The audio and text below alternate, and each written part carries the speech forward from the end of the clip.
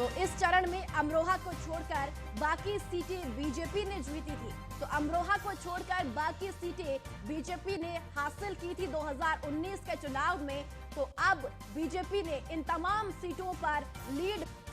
तो इस बार भी इन सीटों पर एनडीए और इंडी गठबंधन के बीच टक्कर देखी जा रही है और दोनों ओर से कई दिग्गज चुनावी मैदान में हैं और चुनावी मैदान में तमाम दिग्गज इस वक्त बीजेपी का कब्जा है और बीजेपी ने यहां वर्तमान सांसद सतीश गौतम को ही टिकट दिया है। तो चलिए और ज्यादा जानकारी के साथ अलीगढ़ से हमारे संवाददाता योगेंद्र सिंह हमारे साथ जुड़ चुके हैं। योगेंद्र, अलीगढ़ के दौरे पर आज प्रधानमंत्री नरेंद्र मोदी रहेंगे, क्या कुछ तैयारियां प्रधानमंत्री के आगमन को लेकर, साथ ही साथ चुनावी लिहाज से प्रधानमंत्री का ये दौरा कितना महत्वपूर्ण रहेगा और साथ ही साथ कितना प्रभावी, क्योंकि 26 तारीख को अलीगढ़ में मतदान होना है दूसरे चरण के लिए। देखिए, जो प्रधानमंत्री जी का दौरा है उसके लिए जो यहाँ का जिला प्रशासन है वो 3 दिन से इसी उस पे लगा हुआ है। उससे कौन कौन से रूट कहाँ से डाइवर्जन होंगे इन सबको किया है। आज स्कूलों की जो भीड़ इकट्ठी ना हो, बच्चों को आने जाने में दिक्कत ना हो, जितने भी स्कूल थे उनकी सबकी छुट्टी कर दी गई है। इसके अलावा जो कल आईजी जो शलभ माथुर है उन्होंने खुद एक पुलिस ब्रीफिंग की जिसमें उन्होंने देखा कि किस तरीके से किस किस लेवल में सुरक्षा का इंतजाम है। जो नुमाइश ग्राउंड है जिसमें पीएम मोदी सभा होनी है उसको 3 दिन से एसपीजी ने अपने अंडर में ले रखा है और उसमें वहां से वो किस किस तरीके से सुरक्षा होगी इसका इंतजाम वो देख रही है। और बाहर की जो भी सुरक्षा व्यवस्था है वो सब पुलिस और प्रशासन के अधिकारी इसमें लगे हुए हैं। इसके अलावा जो हम यहाँ बात करें जो इसमें क्योंकि आज लोकसभा के 26 तारीख को लोकसभा के 8 उसमें चुनाव है, तो उन चुनाव को लेकर के यहाँ पर अलीगढ़ और हाथरस दोनों की उसको जनसभा को एक ही जनसभा होगी जिसमें पीएम मोदी संबोधित करेंगे।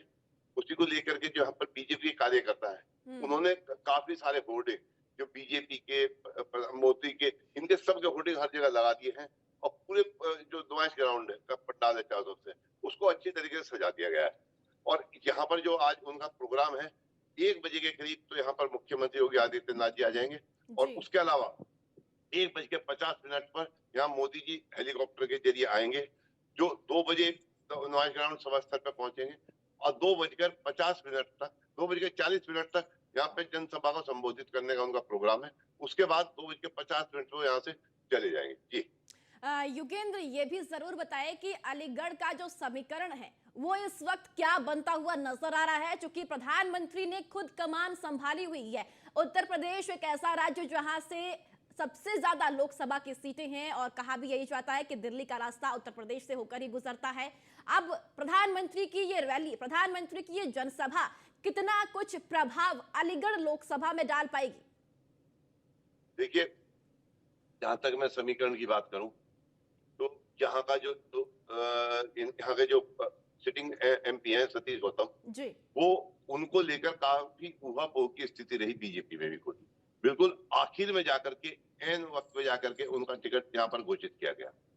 जैसे ही उनका टिकट घोषित हुआ तो फौरन जो बीएसपी ने अपना यहाँ पे कैंडिडेट था जो नूर था, मोहम्मद नूर, उसको बदल करके यहाँ पर एक बंटी उपाध्याय, हितेंद्र उपाध्याय उसको टिकट दे दिया जी। उससे पूरा का पूरा जो समीकरण है वो काफी हद तक गड़बड़ा गया, क्योंकि जिस तरीके से जो बंटी उपाध्याय है वो काफी मजबूत कैंडिडेट है।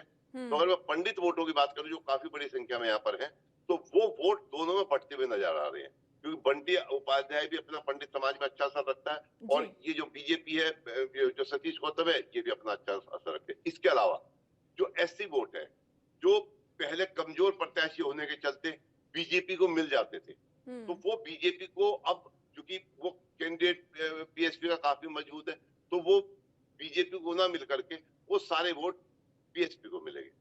और इन दोनों का सबसे बड़ा फायदा कांग्रेस और सपा के गठबंधन के विजेंद्र सिंह को होता हुआ दिखाई दे रहा है, क्योंकि किस तरीके से मुस्लिम वोट सब एक कह रहे हैं कि हम एक साइड जो सपा को देंगे वो सपा की तरफ जाएगा और जो दूसरा जो जाट वोट है या जिस तरीके से यहाँ पर कुछ ठाकुर वोटों में भी नाराजगी देखने को मिल रही है, टिकट को लेकर के भी उसमें ऐसी बातें आई थी। तो अब चूंकि क्योंकि पहले सीट बड़ी आसान थी, लेकिन अब यहाँ पर इतनी टफ फाइट हो गई है। कई गांव हैं, कई गांवों के वीडियो आए हैं जहां पर जो यहाँ के लोकसभा प्रत्याशी बीजेपी के हैं जी। सतीश गौतम, उनका जमकर विरोध हो रहा है। तो अब आज जिस तरीके से जो नुमाइश ग्राउंड में प्रधानमंत्री नरेंद्र मोदी की रैली है, अब उसमें वो किस तरीके से जनसभा में क्या कहते हैं, लोगों में किस तरीके का जोश भरते हैं, जिससे जो सतीश गौतम है उसकी स्थिति मजबूत हो जाए। अब ये जो रैली होगी उसके बाद ही पता योगेंद्र, चलेगा ये भी समझा जाए कि अलीगढ़ में त्रिकोणीय मुकाबला है भारतीय जनता पार्टी, समाजवादी पार्टी और बीएसपी के बीच में। देखिए, यहाँ पे सबसे दिलचस्प मुकाबला जो समाजवादी को जो बीएसपी की जो सीट है, बीएसपी की जो सीट है उसका प्रत्याशी बदलने से हुआ है। जो बीएसपी का प्रत्याशी जितेंद्र उपाध्याय है, उसको भी काफी बैठाने की कोशिश हुई, उसके खिलाफ जो मुकदमा था वो देख उसको भी छानबीन करने की कोशिश की, लेकिन वो सब चीजों में अपना परी था। तो इसलिए बिल्कुल आपका कहना सही, त्रिकोणीय मुकाबला है, क्योंकि जो भी यहाँ पे कैंडिडेट है वो सब अपने आप में मजबूत है। और देखते हैं अब ऊंट किस करवट बैठेगा 26 तारीख को। जी योगेंद्र, अगर बात जनता की करते हैं तो इस बार के जो मुद्दे हैं वो कौन से अलीगढ़ में इस वक्त दिख रहे हैं? क्योंकि आज प्रधानमंत्री नरेंद्र मोदी तमाम उन चीजों का जिक्र करेंगे जो केंद्र सरकार और राज्य सरकार की ओर से प्रदेशवासियों के लिए कार्य किए गए हैं। और साथ ही साथ अगर बात प्रधानमंत्री की करते हैं तो प्रधानमंत्री का चेहरा आम जन बेहद ही पसंद भी करता है, तो कहीं ना कहीं ये फैक्टर भी यहाँ पर काम करेगा। देखिए, अलीगढ़ में जो बीजेपी ने काफी काम किया है, मैं आपको मुद्दे गिनाता हूँ। सबसे पहले यहाँ पर मांग थी एक प्राइवेट यूनिवर्सिटी की, तो राजा महेंद्र प्रताप सिंह के नाम से यहाँ पर एक यूनिवर्सिटी दी गई, जिससे कई पूरे अलीगढ़ के जितने भी कॉलेज थे वो सब संबद्ध कर दी गई। दूसरी जो बड़ी चीज थी यहाँ पर वो थी डिफेंस कॉरिडोर, जिससे कि यहाँ पर जितने भी हथियार है वो सब यहाँ पर बनने लगे। तीसरी जो सबसे बड़ी चीज थी जो यहाँ पे सबको कनेक्टिव करता था वो था एयरपोर्ट। तो यहाँ का जो धनीपुर हवाई पट्टी है उसको एयरपोर्ट बना दिया गया, वो भी बीजेपी एक बड़ी उपलब्धि रही।